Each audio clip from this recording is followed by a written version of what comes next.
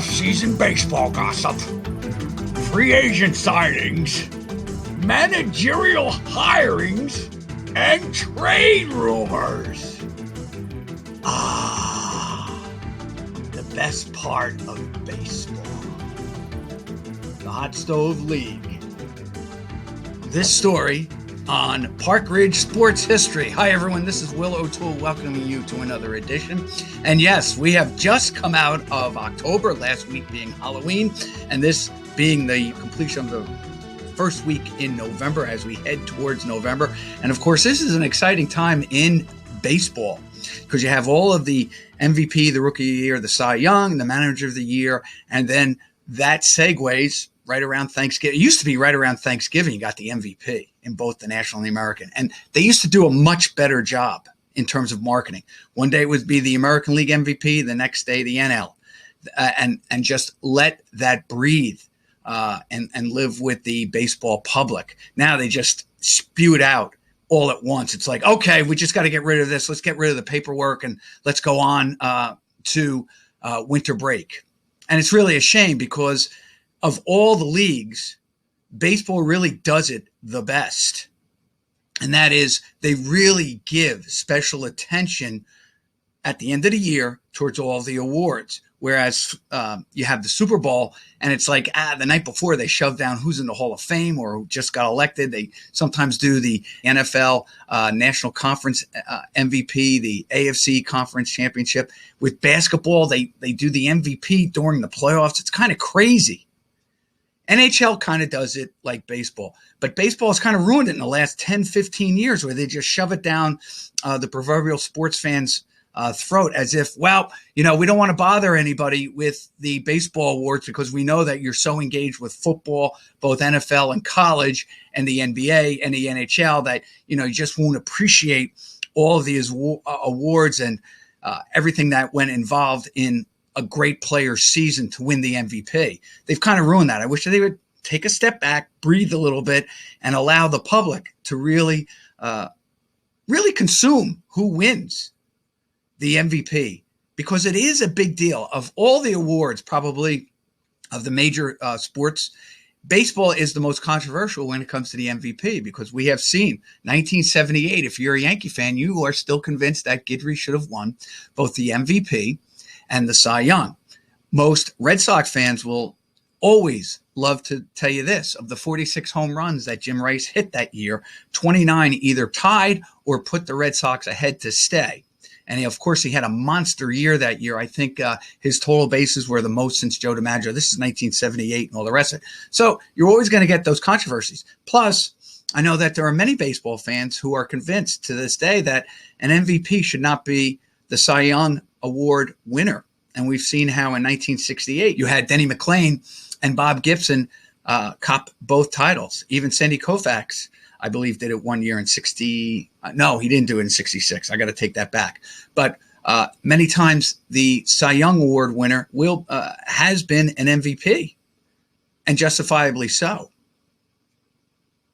So it is a lot of fun. So I would like to devote this show, and we will do future shows, and to the MVP, maybe a little history of the MVP, the Rookie of the Years, and all the rest of it, because I think those are fun, especially for the sport of baseball. This week, though, I'd like to concentrate on something, and of course, everybody's going to have their own, but I was thinking, since as a kid, probably off season, the one that was most telling for me, being a Cincinnati Red fan, and of course, I followed basically whatever teams my brothers did, but particularly my brother Jim. He was a big Cowboy fan growing up. We always loved Staubach.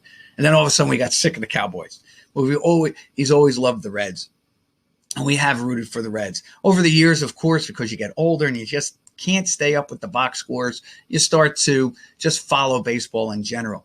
But the one year that I do recall that really had an impact on me about the winter trades, and it was something I always looked forward to, was the 1971 season when the Reds finished under 500. They finished in fourth place in the National League West after winning over 100 games the year before and getting to the World Series, being bested by the Orioles. But that off season, I believe it was like November 29th. I want to say it was the end of November, beginning of December, they make the greatest deal in their baseball history, and that is acquiring future Hall of Famer. But he was a diamond in the rough that you got to give it to Bob Hausum and the Cincinnati Reds. They saw a great player, someone that was highly underrated, I think, and underappreciated by the Houston Astro organization, in part due to two things: the Astrodome and the fact that baseball in the 60s was basically a dead sport in terms of home runs and offense. It was much pitcher dominated. And of course, the Astros had some great pitchers. We've talked about that. I love talking about some of those great Astro teams with their pitchers, Don Wilson, Larry Durker, J.R. Richard. I spent the whole thing on. But the Reds acquired, and I'm going to show this. I'm going to show you all some of the great deals in my lifetime. And of course, this is all open. I'm going to get into this, but today I'm going to feature some of the great, and even Met fans and Yankee fans will be happy, some of the great deals in our lifetimes, last 60 years in baseball history. Yeah, I have Chuck Tanner there because he was involved in a deal. But Joe Morgan was traded that November of 1971. I think it was November 29th. He was traded for Lee May. And, of course, there are other players added in there. The Reds acquired Dennis Menke. They thought he could solve their third baseman problems. He didn't. They also acquired Cesar Geronimo. People don't realize that. Geronimo, who was, I was reading about him, at one point had been claimed by the New York Yankees way back in his career. They got Geronimo, Morgan, and Dennis Menke, and Jack Billingham, who has one of the lowest ERAs in baseball history in the World Series. Incredible.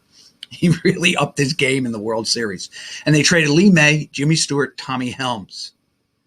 And there might have been, maybe one or two minor leaguers. When that deal occurred, I can remember to this day, I was upset that the Reds got rid of Lee May because as a kid, you're big into home runs and RBIs. And you don't appreciate the nuances, but I do remember my brother Jim saying, Willie, this is a steal. Morgan is a great player. You take him out. And he was basically, you take him out of the Astros, who had been mediocre. We've talked about that. Had a couple of, they were starting to improve, but the Astros needed home run help. They didn't think Morgan probably was going to become the player. And arguably so, he does. Let's face it. He goes to the Big Red Machine. He is definitely an important cog in that machine and makes the Reds winners again in 72. They win in 73. They finish second in 74, but then they have their two glory years, 75 and 76. You can't ask more from a trade.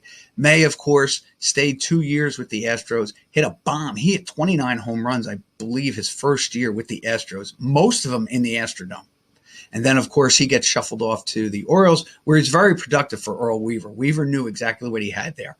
A big walk guy, does strike out, slow, basically a DH, and that's what he did. He'll get you 90 RBIs, hit you 250, and slug 30 home runs. Actually, he was the one home run for every 3 RBI guy Weaver's looking for, and he would hit 253 for Earl.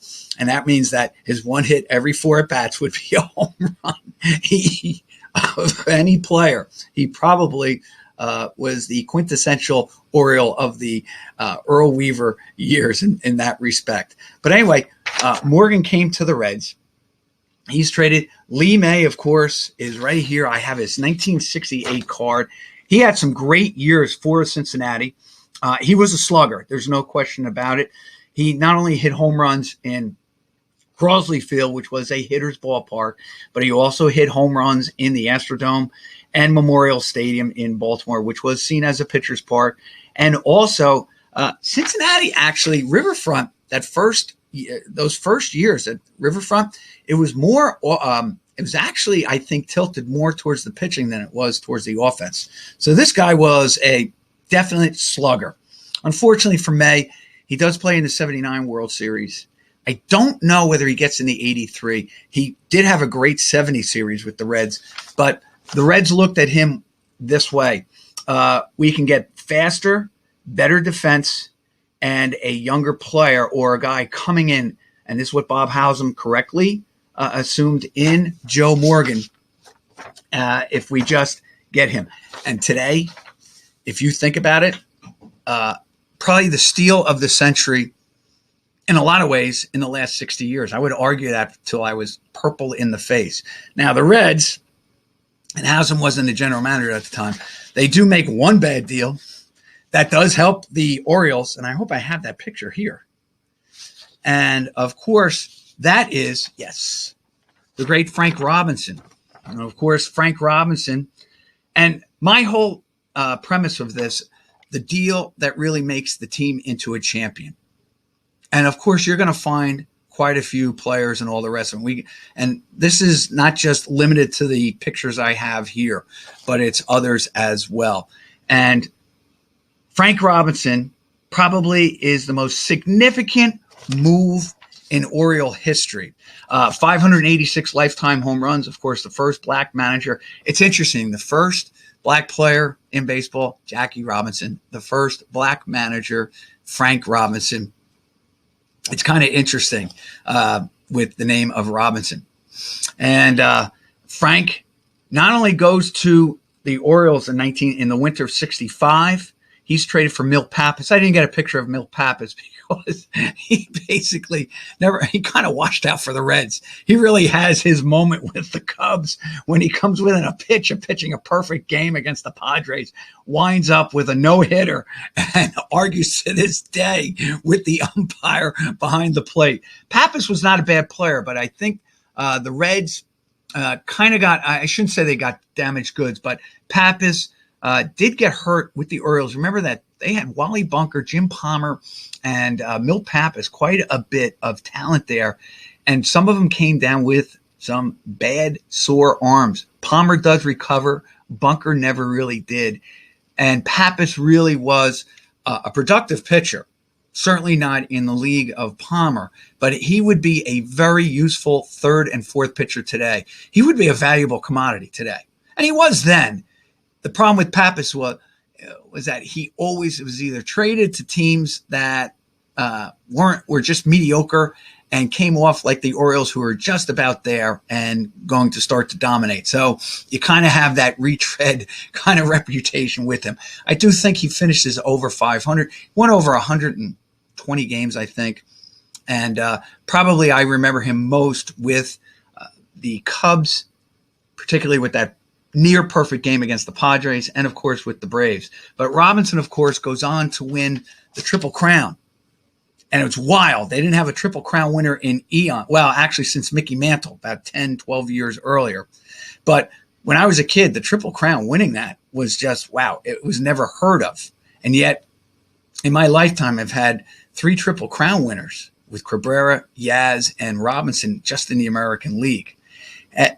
The irony of it is that Triple Crown winner, Robinson, is followed by Triple Crown winner Carl Yastrzemski in 67. But Robinson is credited. Brooks Robinson will tell you that Frank, of all the players, is probably credited the most with changing the whole culture of the Orioles. And Brooks, I was reading some, and I've actually mentioned this on past shows. Brooks and Frank, let's say, were not drinking buddies, 2 different types of players, 2 different types of personalities. I think that Oriole team, from what you imagine, I think it had a lot of personalities, but I think they were very businesslike, much like maybe the Yankees of the 40s with DiMaggio and with Casey Stengel. I think everybody went their way, but come on the field, they were all teammates, kind of like just going to work every day. I think sometimes we romanticize about the locker room because we're not in there. But you have to remember, you have about 25 to 30, 35 different personalities. If you take a look at any pennant winning team, and I use Baseball Reference, it's amazing how many players you go through during a normal 162 game schedule. I mean, your roster is about 40, 45 by the end of the year. And some of those guys come in via trade. Some of them are waived. Some of them are signed late in the year. Some of them come up through the minor leagues. Some of them are dumped back into the minor leagues. Really, when you think about it, if there's about 8, 9 players, probably barring injury, who are there from April all the way up maybe to October if you get into the World Series and win the whole thing. I mean, even the Braves had to acquire some late season help, and they lost their best player this year early in the season. So, and yet they still won almost 100 games. Anyway, I think they may have won 100 if you include all the postseason and all the rest of it. All right. So Frank Robinson, 1966 Triple Crown winner, still the only player to win both MVP in the American League and the National League. And ironically, in both seasons that those particular teams won their first pennant. And that's why, for the Reds, won their first pennant since 1940, 1961. But for the Orioles, the first time they won it in Baltimore, and the first time they won it since 1944 when they were known as the Browns. I think that's a significant thing because Robinson, 66, they're there. There's injuries in 67 and 68. They win again in 69, 70, and 71. And Robinson is later traded to the Dodgers in 72 and kind of winds down his career. He does go to Cleveland, and ironically, or in storybook fashion, in his first game as Cleveland manager, he hits a home run to win the game as a pinch hitter. Pretty cool. So that's Frank Robinson. Now, I have news for you. The two guys up here I have to talk about. As a kid, I remember this so well, and that is Danny Cater being traded for Sparky Lyle. And the wild thing about this is when he was dealt, Danny Cater played for a number of teams, and I remember him being mentioned in Ball 4 as being one player that could calculate his batting average as he moved down the field. And I always thought that was kind of crazy. It was pretty cool. And Danny Cater, of course, in the summer of 72, gets dealt to the Boston Red Sox. Anyway, this is Cater in 72 with the Red Sox. The funny thing is, I found this the other day, and I found that this is kind of wild. Danny Cater played for a number of teams, including the Oakland A's, and then he gets traded to the Yankees. In those back-to-back seasons, he drives in the same amount of RBIs. I think it was either 75 or 76, and scores the same number of runs. It's really incredible. And I don't know if there's ever been another player that accomplished that, where you had back-to-back seasons of knocking in the same number of RBIs and scoring the same number of home runs on two different ball clubs. That's kind of a weird stat. And Cater, of course, gets dealt. I think he spent 1 or 2 seasons with the Yankees, 70-71. And he gets dealt for Sparky Lyle. Now, the reason I took this Sparky Lyle picture is that when he's originally signed, he didn't have a beard. And Sparky Lyle, with that team, he had compiled with the Red Sox. He was only, and I'm using baseball reference, with the Red Sox, he was 22-17 and was being used as a save guy. In fact, he amassed in 1969 17 saves, and then in 70, 20 saves. And then with the Red Sox in 1971, he had 16 saves. His ERA was pretty good, 2.75, and he had won 6 games against 4 setbacks. And why the Red Sox to this day, that is one deal I would love to ask, why they even thought of trading Sparky Lyle.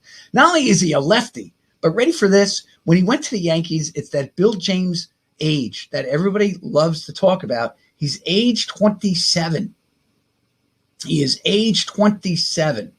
And Bill James has often said that many times the great ball players or players will have their great season in age 27 year. And same with him. Danny Cater goes to the Red Sox, has 8 homers, 39 RBIs, and hits a paltry 237. It's kind of interesting that his 2 best seasons as a right-handed hitter come in Oakland and with the Yankees. With the Yankees, he hit 301 in 1970. Oh, that was it. Ready for this? He scored 64 runs exactly in 1969 and 1970 with Oakland and New York, respectively, and drove in 76 RBIs. with each team in back-to-back seasons. Those remain his high stats for both of those categories. So both teams, you could actually argue, got Danny Cater at his finest. Meanwhile, of course, we know that Sparky Lyle goes on to win a Cy Young in 77 with the Yankees, helps the Yankees in 76 win a pennant, helps them win the World Series in 77, 78. I think he might be on that team in 81 as well. Let me just check. I know that, he does go to the Phillies because I do have that Walrus mustache with him. It's amazing. He had those mutton chop things. Ready for this? He goes to the Yankees in 72, has 35 saves, leads the league, has 56 games he played in, leads the league for relief pitchers. He led the league twice in saves, 35 and 23. The year he won the Cy Young, not bad. He makes the All-Star team 3 times with the Yankees. In 77, he's 13 and 5, 2.17 ERA. Has 72 appearances, 26 saves. Now, I got to be honest with you. It was different. Everyone will tell you that. He does play with the 80 Phillies. He's on that team, plays in 10 games. I don't believe he's in the World Series. Finishes his career with the White Sox. He does, yes. He's on the 77 and 78 Yankees. I apologize for looking off screen, but I just wanted to get that right. But Lyle was a really good pitcher. And really, he was at the top of his game with the Yankees. Then, of course, they get Rich Gossage as a free agent signing. And they made quite a tandem in 77 and 78, let's face it. But Lyle was a pretty good pitcher, threw a screwball.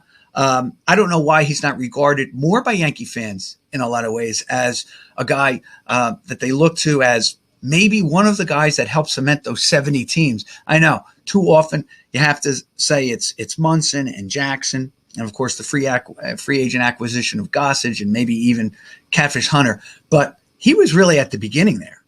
Now, maybe he wasn't a core 4, but he definitely has an important and integral part in making the Yankees not just a better team, but a world championship team. But I did want to get this in. For all you Yankee fans out there and all you Met fans, I did have to bring up, of course, the acquisition of Don Clendenon in 69. Now, before you get on me, Met fans, I know they acquire Agee with the White Sox back in, let's say, 68. I get all that.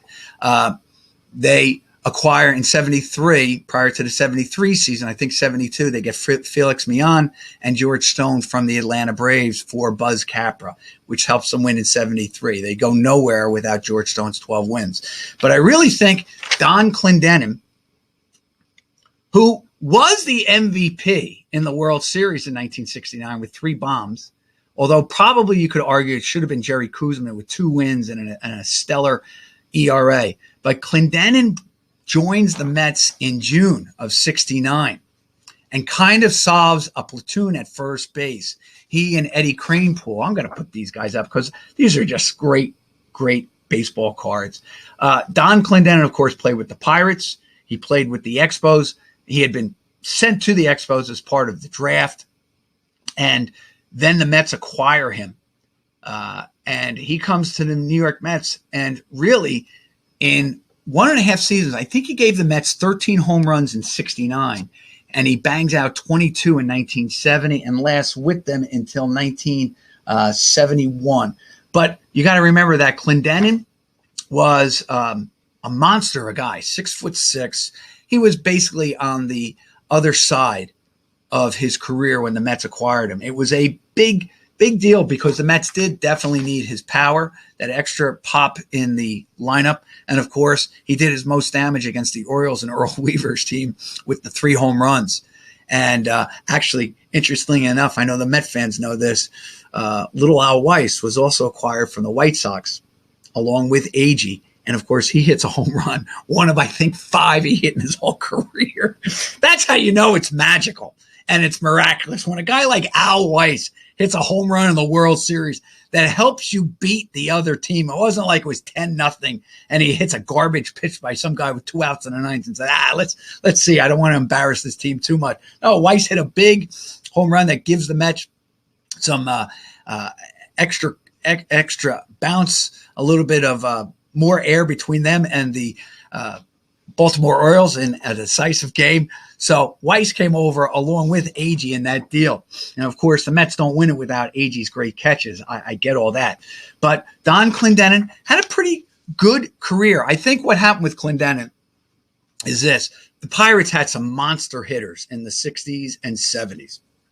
And I think he got kind of mishmashed in there. In fact, he did have some productive years for the Pirates. I'm not saying that.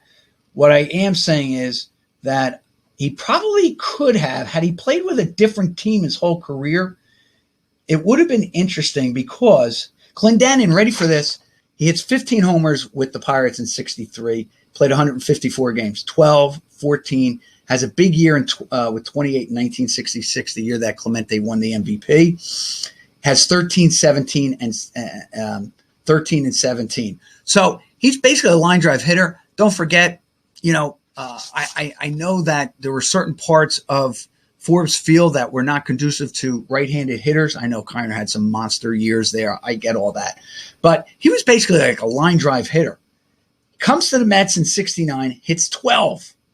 In 70, really at age 34, he had his second most. He had 22 home runs and his second highest RBI total, 97, and he hit 288. And my whole point is this. He had some good years with the Pirates, but I think he was kind of swallowed up by the Willie Stargells, the Roberto Clementes. And I think had he played maybe with another team, you can't say the Giants, you can't say the Cardinals, he had to play maybe with another team. Perhaps if he played, I'm just trying to think of a team in the, maybe the Phillies, maybe in the American League, maybe a team like maybe Baltimore, although they had Boog during the 60s and stuff. Maybe like a team like the White Sox, maybe he would have been seen as a bigger banger, like a 30 home run man. Now, the most games he ever played in his whole career was 1965. He played all 162 games. He had 96 RBIs, 14 home runs. Now he wasn't he was monster, 6'6", built more like a power forward in basketball, more than like, a Sunday softball player with the barrel chested and all the rest of it. But he had some good years. He was a solid player. Probably could have had some better years in better circumstances. But at least in 1969, the Mets got probably the best out of him. And that is a World Series MVP and a NL title and pennant. And for the Mets, he'll always be remembered as one of the big deals, the key trade in 1969. Now, I had other guys in here I want to talk about, and that is, Bert Blylevin and Chuck Tanner I want to talk about. Tanner was a pretty decent manager. He got saddled with some crummy teams. He went to some crummy teams. His overall managerial record isn't that good. But I will tell you this, and I am prejudiced towards Chuck Tanner, because I liked the White Sox with Richie Allen back in the 70s, and he happened to be their manager. He came in to that 1971 White Sox team. You can look this up. The White Sox in 70 were terrible. They won only 56 games. They had Louis Aparicio, who they would soon trade to the Red Sox as their only all-star, who hit 316 that year. I just remember all this. So it's nothing like unbelievable, my memory. It's just things that just hit me because sometimes I can't remember other guys from just yesterday. But they trade Aparicio, and in 71, Tanner comes in, and basically he's another guy, kind of changed the culture. They go from 56 wins to 79. Now, I know he does two things. He does give Goose Gossage one more shot at a starting pitcher. And then I believe it is he who realizes he'd be more effective in the bullpen and puts Gossage in the bullpen and basically gives as many starts to Wilbur Wood as possible. Now, he's a knuckleball pitcher. And I've talked about Wilbur Wood. I just can't believe that his career, after he became a free agent, I think after like 1976 or 77, that nobody, he was originally from Massachusetts, not even the Red Sox would give him a shot. And I always thought that was kind of a mistake because I think there was still some life in his arm. Wilbur Wood won 20 games, lost 20. But anyway, in 1973, he was very effective. And Tanner kind of changes the culture of the team, puts guys in different spots, kind of like Weaver does. And Weaver always says, don't tell me what a guy can't do. Tell me what he can do. Well, we know that Gossage can't last 9 innings without basically blowing a gasket in his arm or whatever. But he's highly effective for like 3 innings. We'll make him a relief pitcher. He prospers. Heck. And the Yankees are the ones who benefit the most from him as their pitcher. In fact, Tanner gets him again when he's with the Pirates. Now, he gets Allen. They still need some help because they're not going to beat the buzzsaw that is the Oakland A's in the 70s. But Allen really goes down, and that really wrecks whatever Tanner was trying to assemble in with the White Sox. He gets fired. He gets hired by the A's. In 76, they finish second to the Royals. And basically that's their finale, because then the next year they are just totally devastated. And for about 3-4 years, the A's are a terrible franchise as Finley gets rid of all of his big name players, his big time players, etc. And funny thing is, that winter, I believe winter of 77, I want to say 78, the Pirates make a trade. And they trade for the services of Chuck Tanner. First time I ever heard or saw this, but Tanner is traded to the Pirates for Manny Sanguine and other players. And the Pirates get maybe a couple of Oakland deckhands, so to speak. But Tanner comes over. And the reason why I say Tanner is such an important addition is that he's the last guy to win a World Series for the Pittsburgh Pirates, 1979. And he's the guiding hand behind that We Are Family team, of course, led by Parker, Willie Stargell, the MVP in 1979, with Bill Mad Dog Matlock and Bill Robinson and other players on that team. One of those guys on that team was also by the name of Bert Blylevin. Now, Blylevin, loved him as a player because he was born in Holland. Couldn't believe it. He's one of those guys that everybody always talks about, should he really be in the Hall of Fame or not? Well, I was looking at Bert Blylevin's stats. Ready for this? Blylevin has an affinity for the number 17. He won 17 games about 5 times in his career. He also lost 17 about 4 times in his career. If you take a look at his stats, it's incredible. Blylevin was a pretty good pitcher, as everybody knows. And Blylevin won. I didn't realize this. Wins in 79 with the Pittsburgh Pirates. And he wins later on with the Minnesota Twins. I couldn't believe it. He actually won with the Twins. He comes back and helps the Twins win a World Series. Ready for this? He actually won the World Series once in 79 with the Pirates. He's acquired from Texas the year before. Actually, he wins 34 games for the Pirates and goes 34-28 in 3 years with the Pirates. He's dealt to the Indians. And then from the Indians, he goes back to the Minnesota Twins, and he wins a World Series with the Twins in 1987, going 15-12. Now, funny thing is about him, ready for this, played for a number of teams, won the most games in his career with the Twins, including that World Series team of 1987. Ready for this? Here's how wild this guy is. And he tops it off. In 1972, Blylevin goes 17-17. But that's not the first time you're going to see that 17 in his stats. The following year, he goes 20-17, wins 20 games for the Twins, a terrible team in 1973. In 74, he goes 17-17 again. Then kind of has some 15-10, 13-16. Then, ready for this, at age 34, his total as he gets traded from Cleveland, he goes to Cleveland and he is with Minnesota and Cleveland. He wins 17 games and loses 16. Then in 86 with the Twins, he goes 17-14. And then his final love affair with the number 17, at age 37 in 1988 with Minnesota, he goes 10-17. Now, this is a guy, and I know there are a lot of maybe baseball fans who don't think he belongs in the Hall of Fame. But when you think about it, he played for a lot of mediocre teams.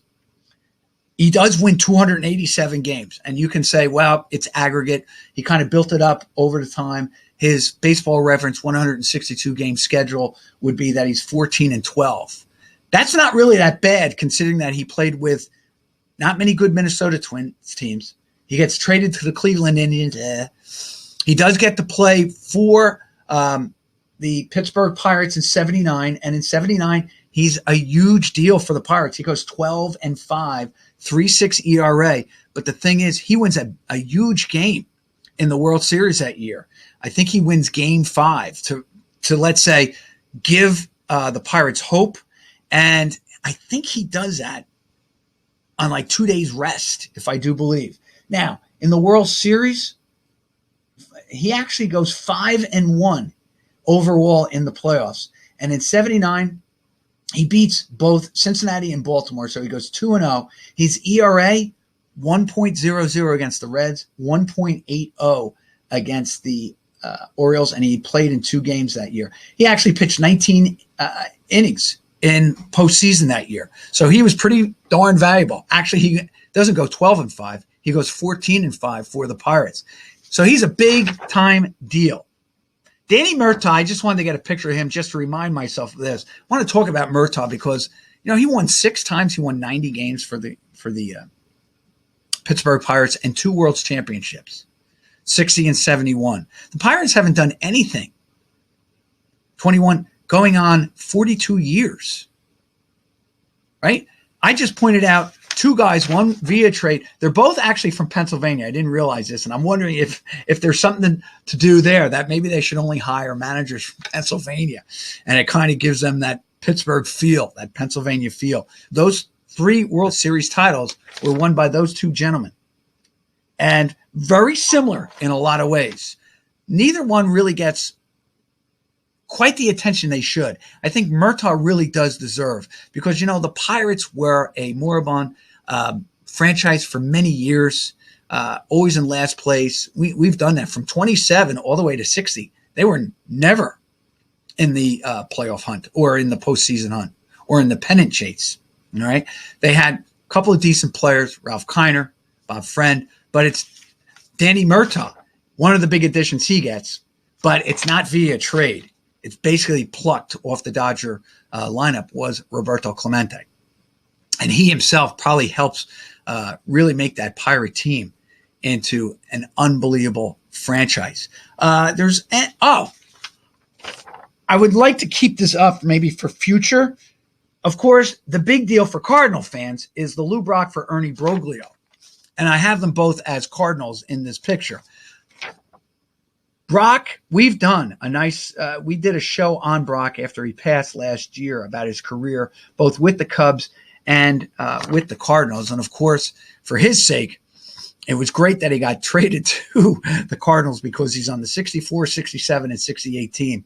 And anybody who knew, I'm going to put him up again because it's great. Anybody who knew anything about Brock knew that he really was a major player in the World Series, one of the highest batting averages, hit 3 home runs, stole 7 bases, helped the Cardinals to 2 championships and 3 pennants, played in that great 67. And probably the 64, if you're a Cardinal fan, is probably a bigger deal than 67. And 68 is kind of a downer, even though it's one of Gibson's finest, if not his finest season in the major leagues. But he's traded for a guy named Ernie Broglio. Now, the interesting thing is I'm going to spend some time with Broglio. Broglio is always seen as, oh boy, some sort of washed up player. Now, he never materialized into the pitcher that the Cubs were hoping for, but I was looking at this. He won 20 games for the Cardinals, finished 3rd in the Cy Young. And what has irked me about him is that he has a pretty good WAR. And I'm going to talk further about WAR in further shows because there's a couple of guys like Rick Russell, 69 WAR, and you say to yourself, how does he have such a high WAR? And there are other players you say, how do they have such a low WAR? Broglio had a pretty good WAR for his career. He wasn't a bad pitcher.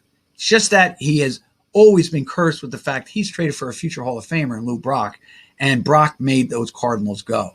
The last guy, and I think I'll do another show on this in the next couple of weeks, is probably the one that puts the Phillies over the top, and that's when they acquire Steve Carlton and trade Rick Wise in one of the greatest deals in the history of the Philadelphia Phillies, without a doubt.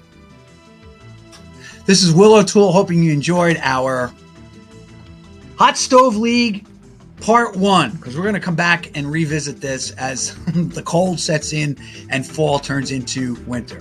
Thank you again for joining me on Park Ridge Sports. By the way, I did it in front of my fireplace to give the whole theme of Hot Stove League here on a crisp November day.